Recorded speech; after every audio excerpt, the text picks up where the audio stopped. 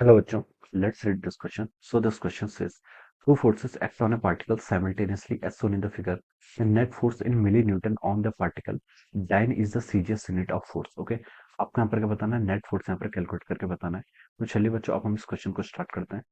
तो देखिए बच्चों, इस क्वेश्चन का की कॉन्सेप्ट आप क्या लिख सकते हैं? The key concept of this question, यहाँ पर देखिए हमें वेक्टर्स का एडिशन करना है. क्या करना है? वेक्टर्स का एडिशन. दो फोर्सेस एक्ट कर रहे हैं पार्टिकल पर simultaneously as shown in the figure.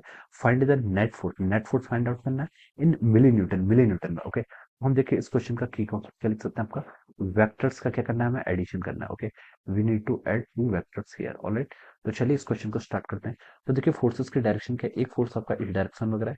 इसका मैग्नीट्यूड कितना देर का? देखिए 1 मिली न्यूटन. ओके, 1 मिली न्यूटन एक फोर्स आपका इस डायरेक्शन में ऐसे एक्ट कर रहा है. दूसरा फोर्स देखिए आपका 100 डाइन का है. 100 डाइन का फोर्स देखिए आपको ऐसे गिवन है क्वेश्चन में. ऑलराइट, तो देखिए हम क्या कर सकते हैं? इसको एक्सपेंड कर सकते हैं. ओके, वेक्टर्स की प्रॉपर्टी होती है क्या? पैरेलल शिफ्टिंग की प्रॉपर्टी.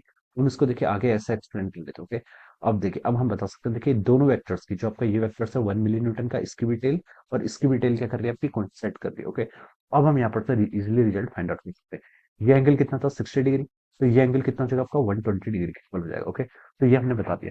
ये वाला वेक्टर आपका 1 मिली न्यूटन का है. ये वाला वेक्टर कितना आपका? 100 डाइन में गिवन कर रखा है.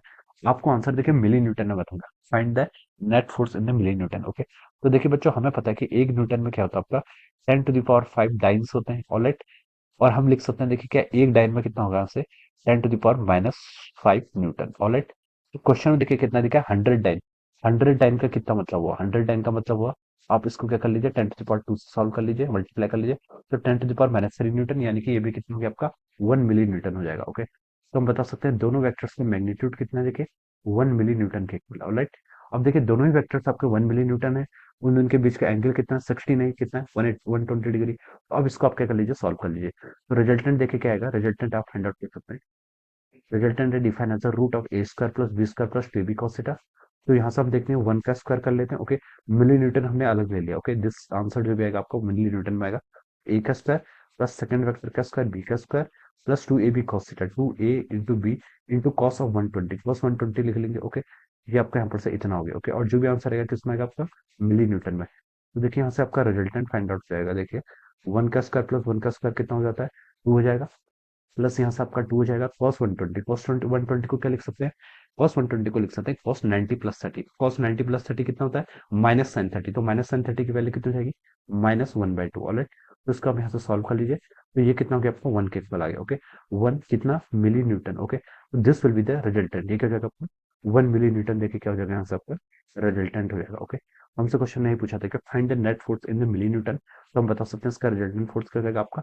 ऑप्शन वन, यानी कि सॉरी, ऑप्शन वन नहीं, 1 मिली Newton. Okay, so 1 will be the answer of this question. 1 क्या हो जाएगा इस क्वेश्चन का करेक्ट आंसर? तो इसको हम यहाँ से मैच करें तो देखिए ऑप्शन थर्ड से क्या कर रहा है? मैच कर रहा है. Alright, so we can say that option three will be the correct answer of this question. Option three क्या हो जाएगा? इस क्वेश्चन के करस्पॉन्डिंग आपको यहाँ से करेक्ट आंसर हो जाएगा. Alright, so I hope you all understood this concept. All the best and thank you so much.